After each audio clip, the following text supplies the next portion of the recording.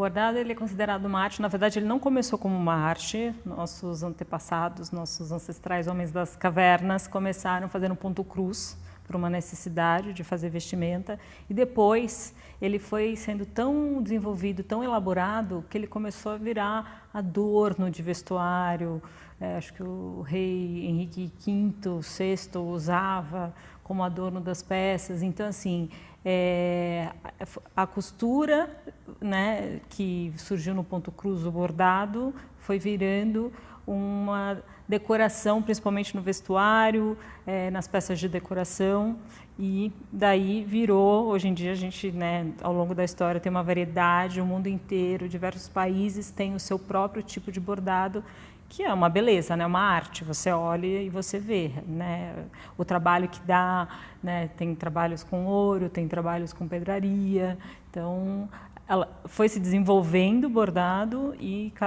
é arte, né, é um trabalho minucioso e bem bonito, então é arte. Eu comecei a trabalhar com bordado botânico porque eu sempre gostei.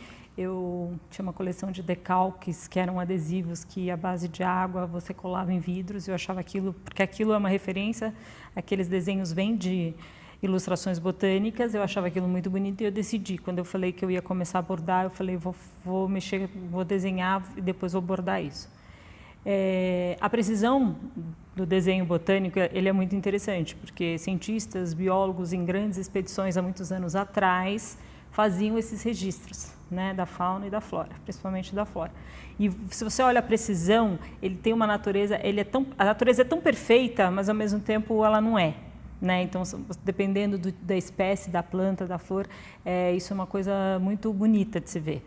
E aí eu comecei a olhar para aquilo e falei, gente, isso aqui é muito bonito, né, de se bordar. A maioria das ilustrações botânicas antigas são preto e branco, eu falei, por que eu não trago um pouco de cor para isso? Então eu comecei aí, e aí um dia, olhando, as flores secas estão muito na moda, eu entrei numa floricultura e tinha um monte de arranjos secos. E aí eu falei, gente, o que eu posso fazer com isso? E aí eu falei, a natureza morta tem a sua beleza ali, né, seca, desidratada. E aí eu resolvi que eu ia fazer uma mistura.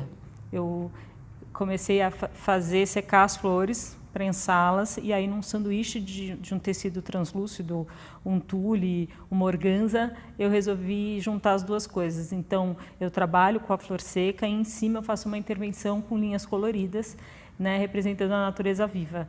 E aí todo mundo, né, por que não? Por que a natureza morta tem que ser feia, tem que ser, né, ela é murcha, mas ela tem a sua beleza. Nem sempre tem um cheiro agradável, mas tem uma beleza. Então, isso, é a beleza da natureza viva que vem do bordado e a morta que está ali, que tem a sua beleza e que casam e se falam muito bem. Sou jornalista formada, fui repórter, fui diretora de TV, trabalhei 9 anos num canal grande, e aí depois de muitos anos fazendo isso, eu tive uma crise de pânico, e aí uma amiga virou para mim e falou, você devia fazer algum trabalho manual. E aí, quando essa amiga sugeriu fazer um trabalho manual, eu falei, o que eu vou fazer? Não sei por que eu escolhi o bordado. Fui fazer uma pesquisa. E aí, quando eu comecei a bordar, eu não tinha nenhuma habilidade, que é uma coisa que as pessoas hoje falam assim, mas eu não vou bordar porque eu não tenho habilidade. Mentira, porque eu acho que isso tem uma coisa de prática.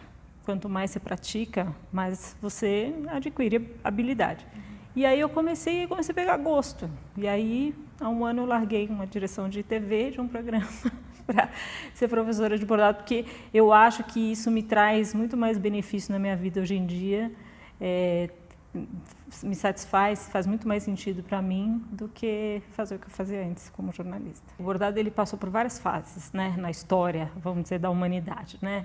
Ele começou por necessidade, na época das cavernas, depois ele virou adorno, era um trabalho super requintado, caríssimo, né? Virou parte decorativa. Até uns 50 anos atrás, chegou a ser matéria obrigatória em escolas, né? Então, eu tenho muitas alunas que vêm para mim falando, eu fazia bordado, era obrigatório na escola, que para algumas era um sacrifício e para outras era um prazer. E aí ele se perdeu ao longo desses últimos 40 anos e nos últimos 5 o bordado voltou. E eu acho que ele voltou, né? A gente que mora em São Paulo, numa cidade grande, ele voltou porque as pessoas estão descobrindo que viver na correria que a gente vive, com aquela teoria de que a gente nunca tem tempo para nada, não está fazendo bem à nossa saúde. Então, eu tenho ouvido muito e às vezes eu recebo pessoas com histórias incríveis e às vezes tristes, às vezes não, mas que se questionam, né? Tipo, eu não tenho hobby, essa é uma coisa que eu percebo, muitas pessoas não têm mais hobby na vida, né? E um dia a gente vai parar de trabalhar e vai sobrar o quê se a gente não ficar com os hobbies, né? E muitos psiquiatras e psicólogos encaminham, desde crianças até adultos, para fazer trabalhos manuais, porque desacelera o batimento cardíaco, para as crianças principalmente aumenta a concentração, para os idosos reduz tempo de Alzheimer, ajuda em alguns tipos de doença. Então, descobriram que passa a ser quase parte de um tratamento, de uma terapia, né? E é muito engraçado, porque eu dou aula para todas as faixas etárias, todos os tipos, e chega cada pessoa com uma história diferente, mas todo mundo está sempre buscando alguma coisa, e o resultado é depois que as pessoas se acham de vários jeitos. Se acham por achar uma coisa que passam a gostar, se acham por conseguir determinar um tempo que vai ser só delas. Eu tenho alunas jovens super workaholics e elas ficam a semana inteira contando com aquele momento que elas vão parar, vão relaxar e vão fazer uma outra coisa, e aquilo traz um benefício, as pessoas vêm para mim e me agradecem, falam como aquilo é legal, como isso mudou a vida delas. Então, acho que nos tempos de hoje virou uma terapia, mas é uma beleza, é uma arte, né? Acho que tudo isso é só um ganho, as pessoas estão descobrindo que vira um presente no final, fazer uma terapia, um trabalho como bordar, por exemplo. Dia 4 de junho começam as aulas de bordado aqui na Unibis Cultural. Eu convido as pessoas de todas as idades, eu acho que para aprender a bordar não tem idade, eu acho que as pessoas vão descobrir no bordado um prazer que um trabalho manual traz, mas não só isso. As pessoas começam a fazer bordado, elas começam a se interessar por outras coisas, elas começam a pesquisar, elas começam tanto numa coisa que elas gostariam de bordar e elas vão estudar isso. Então, o retorno são vários, as voltas que a pessoa acaba dando para depois de começar a bordar são muitos. Qualquer pessoa pode bordar, não tem pré-requisito. O bordar é uma coisa de exercitar, quanto mais se exercita, mais você, né, vai conquistando as habilidades para fazê-lo. Eu tenho um trabalho de bordado botânico, que com certeza eu vou aplicar aqui, mas eu acho que a gente tem uma história do bordado muito incrível, bordado pelo mundo e tudo que ele passou. E toda a variedade que a gente tem, eu gostaria de mostrar um pouco para as pessoas, porque tem muitas histórias atrás do bordado pelo mundo. Então, você vê uma relação do bordado mexicano com o bordado húngaro, porque Maximiliano foi presidente do México e, com certeza, ele, por ser húngaro, levou uma parte do bordado que hoje, se você vê os dois desenhos, você relaciona.